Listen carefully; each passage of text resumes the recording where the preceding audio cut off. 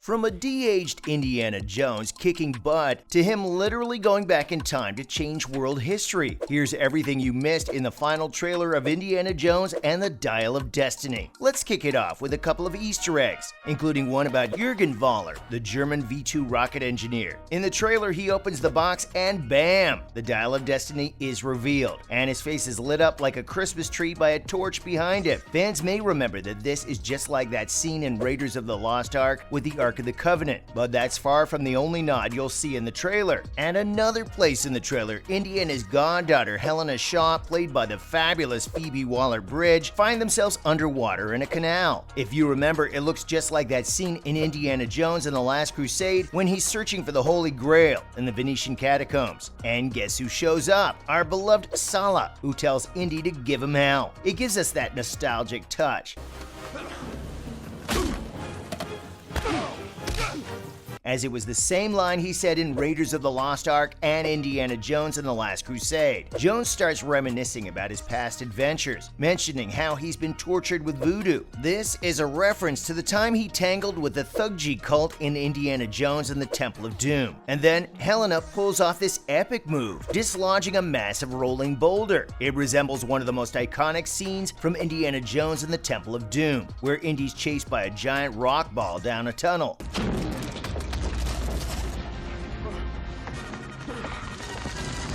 But the real kicker is when Jones sees what the Dial of Destiny can do. A light shines from the wall, just like in that scene in Raiders of the Lost Ark, when he uses the staff and headpiece in the map room to locate the Ark.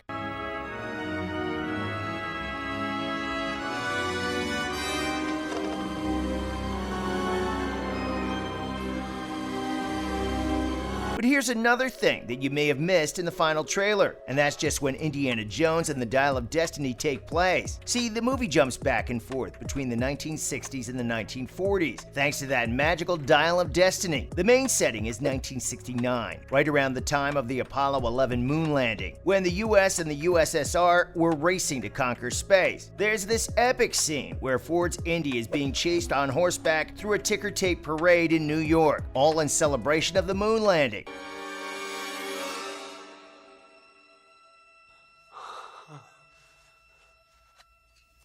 But it's not just celebrations and fun, because there are some baddies that they'll need to fight too. Here's the lowdown on the bad guys in the movie. Jürgen Voller, played by Mads Mikkelsen, is the main villain, and he's got his sidekick Kleber, played by Boyd Holbrook, backing him up. What's interesting is that Voller is a German engineer who was recruited by the US after World War II to work on their space program. But here's the twist. People online are drawing comparisons between Voller and Wernher von Braun, another German engineer who helped develop the V2 rocket. But then she got recruited by NASA to work on the moon landing. Crazy, right?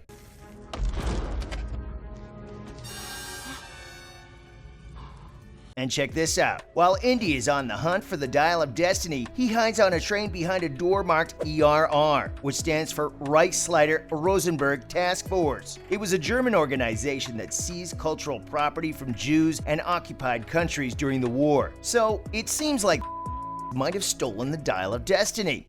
Fräulein Doctor, where is it? How did you get here? Where is it? I want it.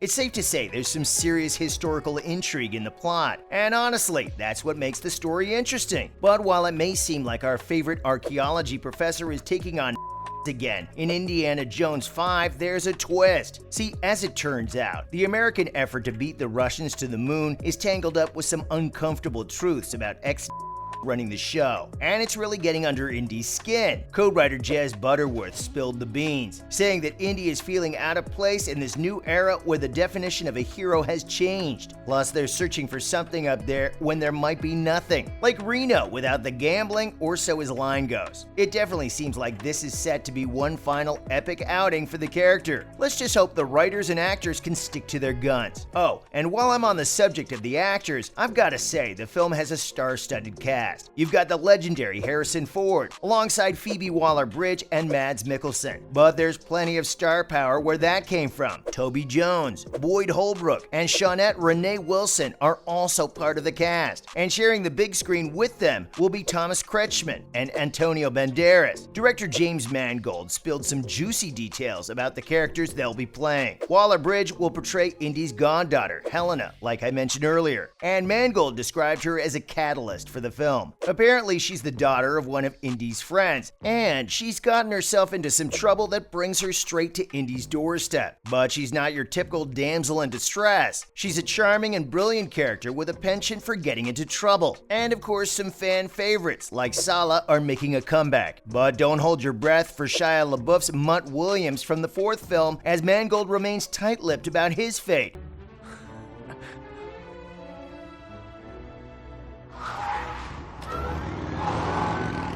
He only teased that audiences will find out what happened to him, but that could really just mean anything. And with all the twists in this film, here's another one that fans may not expect, and that's just who's directing the movie. The legendary director Steven Spielberg, who has helmed all the previous Indiana Jones films, won't be in the director's chair for the latest adventure. He initially signed on to direct the film but stepped down in 2020. Instead, James Mangold, known for his work on films like Logan and Ford vs. Ferrari, took over as director, bringing his own unique vision to the beloved franchise. Mangold is well aware of the responsibility of taking on such an iconic character. He promises fans that he won't strip away the humor and charm that have made Indiana Jones so beloved over the years. Although Spielberg may not be directing, he remains involved as a producer, alongside Kathleen Kennedy, Frank Marshall, and Simon Emanuel. This will ensure that the spirit of Indiana Jones is preserved. The screenplay for the film was penned by Mangold, Jez Butterworth, and John Henry Butterworth,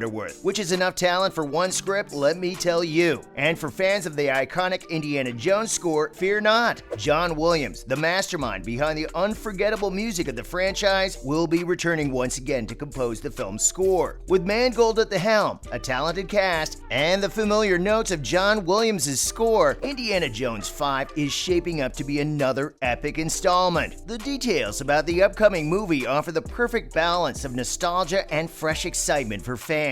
I honestly can't wait, and luckily we won't have to wait too long to see it. Indiana Jones 5 is set to hit theaters on June 30th, 2023. But there is even more excitement in store. Disney has also confirmed that the film will have its world premiere at the prestigious Cannes Film Festival on May 18th. This is a big moment for the franchise, as Indiana Jones makes his mark at one of the most renowned film events in the world. But for now, that's all there is to know about Indiana Jones and the Dial of Destiny.